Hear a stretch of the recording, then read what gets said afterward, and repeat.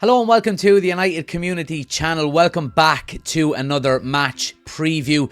Manchester United travel to Arsenal in the FA Cup this week, and on the back of a very good performance against Liverpool, are United going into this game with a bit of confidence? Is it a good time to be playing Arsenal with a slight slump that they have had in the past couple of weeks?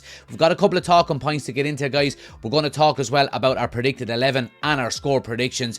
Let's jump straight into it. So thanks for tuning in as always, guys. If you are new to the channel, please do hit that subscribe button. We're on the road to 13,000 subscribers, as you can see on the top left of the screen. So do hit that subscribe button. I appreciate it. Do hit the like button as well for me. It helps the channel out an awful lot. But we're going to jump straight into it, guys. And we're going to talk about Manchester United and I suppose the little bit of confidence that we maybe have on the back of, the really good display against Liverpool on the weekend. And look, Ruben Amorim has been quite clear in what he has been saying over the last few weeks, and he's been quite consistent in what he says. He says the storm will come, and the storm did come for Manchester United in the last few weeks. United, desperate form going into the Liverpool game. We had 4 losses on the bounce, as you can see on the right hand side here. Tottenham, Bournemouth, Wolves and Newcastle. 4 games, 4 defeats. It really was dire form. But however, Manchester United went into the Liverpool game probably at the lowest point, and United fans were really down, and the majority of people, me included, were expecting a bit of a trouncing, to be honest with you, against Liverpool, and we didn't get that. We got quite the opposite, and I think we came away from that game, the majority of us were disappointed not to get a result and not to get a victory at Anfield. But nonetheless, getting a point at Anfield is always a good result, and I think the performance more than anything else was what was so pleasing to see.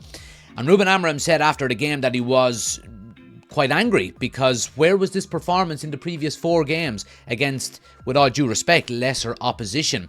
And he had a very, very valid point there. So Manchester United go into this game against Arsenal with a little bit of confidence, you would say, on the back of that performance. Now, I do want to stress here, we have seen false dawns before with this Manchester United squad over the last couple of years. Again, we've seen the result against Man City a few weeks ago where we get away and win at the Etihad. And I think, me personally, I think it was slightly different, that game. That game felt more of a snatch and grab than the Liverpool game did. I think the Liverpool game was more of a complete all-round performance, and that we were a little bit unlucky to get away with not getting a victory there. So, very, very positive going into this game, and for a number of different reasons. Obviously, the last game was the main reason for it. However, I do want to stress as well that Arsenal are going through a little bit of a slump at the moment, and we've seen obviously the result that they had midweek as well against Newcastle, losing to Newcastle 2-0 at home in the first leg of the EFL Cup semi-final, and they drew against Brighton away from home as well. So they're not in the greatest of form, and there's a little bit of pressure coming from the Arsenal fan base as well towards the manager, Mikel Arteta, and you hear rumblings online about, has he taken them as far as he can? So it might not be the worst time in the world for Ruben Amorim's Manchester United to come up against Arsenal. And we know with cup competitions as well, it can absolutely provide the shocks that we're used to in cup games. However, they tend to be one-off games as well. And I mentioned last week about Liverpool, that Liverpool-Manchester United, regardless of how both teams are doing form-wise in the league each year, 9 times out of 10 they can be isolated performances, and we've seen that Manchester United were going into that game with absolutely no form whatsoever, and they put in a performance. So I think likewise we could see something potentially like that as well going into the game on the weekend. Now next we're going to speak a little bit about rotation, and Ruben Amorim, since he's taken over at Manchester United, hasn't fielded the same starting 11 once, and we said quite early on that we knew he was going to be making an awful lot of changes coming in mid-season. You've got to really do that to understand who you can trust, who's consistent, who's good enough.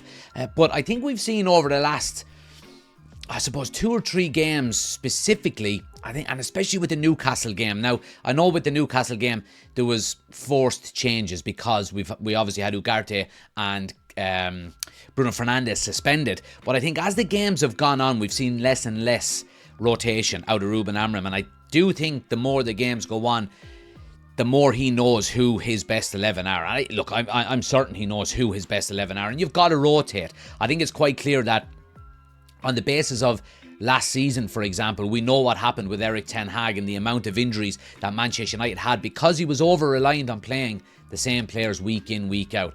And Ruben Amorim does not want to do that, and I think he's dead right not to do it. We'll get into our predicted 11 in a moment, but, when we look at, say, the likes of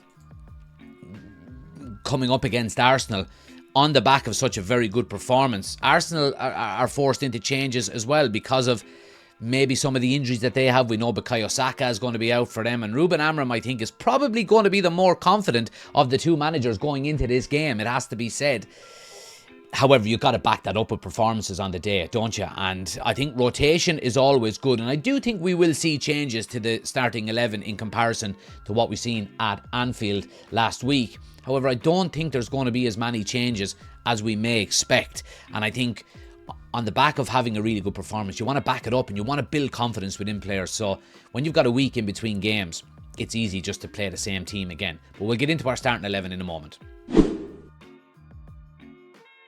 Now, guys, let's get into our predicted 11 and what we think, I suppose, the starting 11 should be on the weekend. This was the starting 11 against Liverpool at Anfield last game out, and a strong team. And what I mentioned, I suppose I predicted the starting 11 bar one, and it was a toss of a coin between Lisandro Martinez and Lenny Yoro for the Liverpool game, and that was on the basis of Lisandro Martinez, going into the game not on the greatest of form. Now, I'm absolutely delighted he did play because he scored a goal and was up there with one of the best players on the pitch, so absolutely fantastic from him. But this was the starting 11, guys, and like I said before, Ruben Amorim is making less and less changes as the games go on. Now, he is always going to rotate. You don't want to have an injury crisis like we've seen last season, and again, the rotation that we've seen is a big factor for us not having as many injuries. It's got to be said. There are games where you bring in Casemiro, you bring in Eriksen, you bring in, Lenny Yoro has been rotated in and out. Garnacho hasn't played an awful lot. Xerxes might come on. Ahmad might play at wing back and give Matraoui a rest. De Ligt is taken out of games, after 70 minutes, 80 minutes, an awful lot. And that is to protect these players from injuries, absolutely. But as we get into it, guys, Andre Onana obviously is going to start in goal. There's not going to be any changes there. We've seen Ruben Amorim tinker with that a little bit for the Spurs game, where Binder came in. It was a disaster. So Onana, in my opinion, is going to play pretty much every game. Now, the back three, guys, and obviously, look, De Ligt and Maguire and Martinez had all really good games against Liverpool on the weekend. I am maybe questioning a little bit here whether Ruben Amorim is going to rotate the back three. And the reason why I say that is because we know, first and foremost, we know that Arsenal are, very, very, I won't say reliant, but they're very good at set pieces. Okay, they're very, very good at set pieces. Now,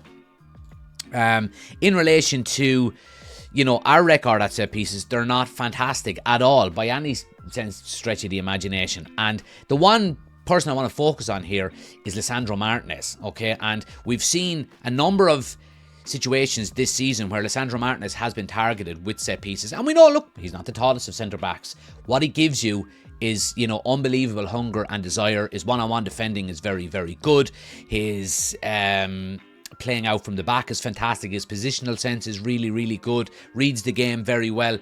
He struggles aerially, from set pieces when the ball is put in the air. And of course that is down to his height.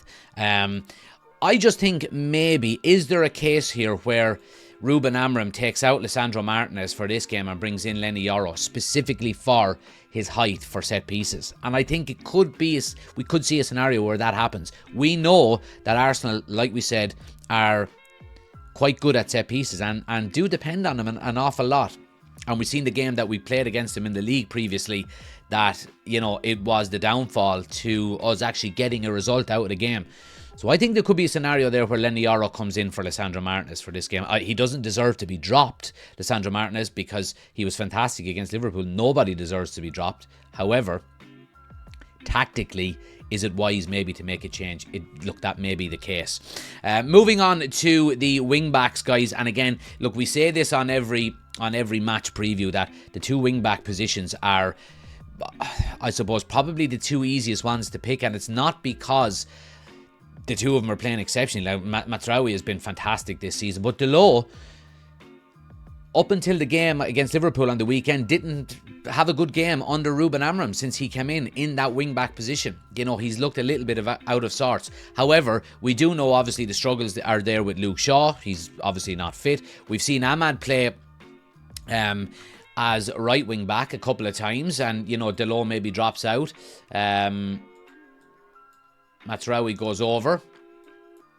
Ahmad drops back in as the right wing back, and you know, Ahmad has done really, really well in that position. However, Ahmad scored against Liverpool on the weekend because he was advanced up the field, and you know, he was getting in areas into the box where he scored that he might not have got into if he was playing at wing back. So I think, I think for the game against Arsenal on the weekend, it's going to be Delors and Mazraoui again as wing backs. Like I said, it's not because they are the two best players on the pitch, it's because there's a lack of options to rotate them.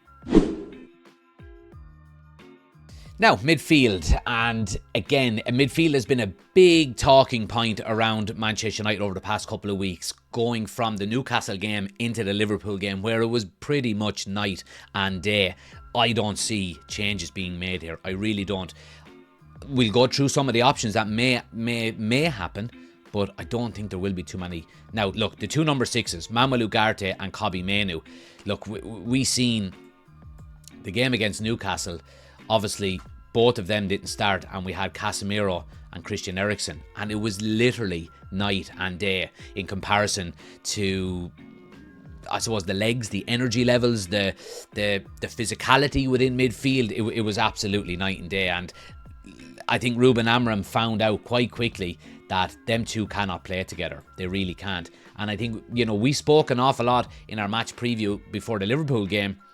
Do you play Casemiro and Ugarte together, where you're getting two defensive-minded players on the pitch at the same time? And he didn't go that way. He went with Mainoo and he went with Ugarte, and my God, did they play well together. They really, really did. I don't see that changing for a big game against Arsenal on the weekend. We've got to take into consideration as well here, guys, is that the FA Cup is one of the only competitions we can actually still win. Obviously, we're still in the Europa League and we can potentially go on and do well in that. But the FA Cup is our trophy. We're the holders, and we want to defend it as well as possible. Mainoo and Ugarte start again in the number 6s for me. I'm absolutely convinced by it. In the number 10s then, guys, obviously Bruno and Ahmad played together. There may be a scenario where, and we've seen Ruben Amorim already this season drop Kobbie Mainoo out of the 6 and bring Bruno playing a little bit more defensively, and then you can get somebody like Alejandro Garnacho on into that number 10 position. Now, look, I've said the second Amorim was announced as manager, I thought Garnacho was going to be the player that had to adjust the most to get into this team, and we're seeing that from him. Now, he was out of the squad completely against Man City, but he's come in. He's been very professional by all accounts. He's trained really well. But I said he's going to be the one that has to change his game more than anybody else, because he never played in the 10 before. He never played in the 9. He never played in the 6, and he never played at wing back. He played as that forward left player. You know, so to be playing this inside channel is a big change for him. It really, really is. And I think that's why we've seen him out of the team more than anything else. A lot of people are talking about moving Garnacho on, and I think it's absolute nonsense, to be honest with you. He's a young kid. He's got bags of potential, bags of talent, and he's learning a new way of playing under Ruben Amorim. Give him time to learn on the training pitch week in, week out, and if he's willing to do that, Ruben Amorim will get him back into that team. But I think, again, for this game on the weekend, I think he probably starts from the bench again. We play Mainoo and we play Bruno there, and I think the 4 that we've mentioned there in midfield, they stay and they remain. You know, and of course on the basis of the performance against Liverpool on the weekend, why should it change? And as the striker then, guys, obviously look, Rasmus Højlund, probably the only player against Liverpool that didn't play fantastic, to be quite honest with you. Now, we spoke a lot about him over the last few days about, is he scoring enough goals? And obviously he had that great one-on-one chance in the first half against Alisson and hit it straight down the middle, and it was a comfortable enough save in the end. But there is an argument there as well that not enough chances are being created for him. And I think he receives the least amount of chance creations from his teammates than any striker in the Premier League. So he is still working off of scraps, and I think his goal to shot ratio is still very, very high. He's not getting enough shots off because he's not getting enough service. Now, there is a bit of criticism towards his game where he's not holding the ball up well enough if a defender is pinning him. And, we've seen that especially at Anfield on the weekend, his first touch wasn't fantastic. He didn't lay off the ball quite well enough. And look, I'm under no illusion that Højlund is going to be a fantastic player for Manchester United. Again, I go back to what I've said. He needs time.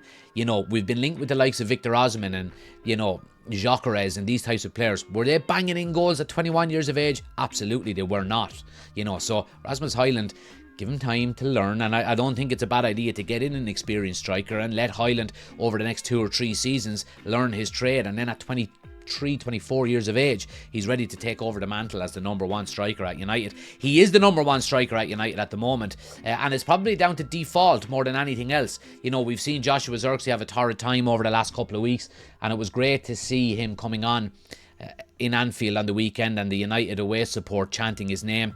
Absolutely brilliant. And reports of him, leaving Manchester United have been quelled a little bit. But I do think it's going to be Rasmus Højlund again to start. It does look like Ruben Amorim is, I suppose, favouring Højlund as his number 1 striker, and rightly so, to be quite honest with you. So that's going to be our starting 11, guys. I think it would be our strongest 11. Again, look, Euro is probably the main talking point there for Lisandro Martinez. But let me know your opinions on the predicted 11 there. Would you change anything, or do you disagree or agree with anything we've mentioned there? Now, score predictions, guys. Look, I mean, again, we go back to what we've said about confidence and, United going into the game with a little bit of a boost after the Liverpool game. Does that mean we're going to go and steamroll Arsenal? Absolutely not, it doesn't. Now, look, United have only got 1 win in the last 5 competitive games against Arsenal. So the stats don't back up United going, and the form doesn't back up United going into this game. However, the one thing I would say is that there's only been 1 draw in the last 10 outings of United versus Arsenal in all competitions, in all competitive, excluding friendlies. And it means that there tends to be a winner in these games. Now, look, I mean, I'm back to looking at backing Manchester United. Oh, my alarm's gone off, sorry. To backing Manchester United as a... as winning here, and I think we do have a good chance of winning this game. I really do. I'm going to go with United to win 2-1. There's been goals in a lot of these games that United and Arsenal have played over the last couple of seasons. Both teams tend to score in most games, so I'm going to go with United to win 2-1. A bit of confidence to build on it after that Liverpool performance. Yeah, I'm going. I'm back positive about United again. Let me know your score predictions, guys, in the comment section below. Do join us for the game as well on Sunday. We will be live for it. Hope to see you then. Smash a like on the video. Hit that subscribe button as well before you leave if you haven't done so already. Helps the channel out an awful lot. Thanks for watching, and I'll see you on the next one.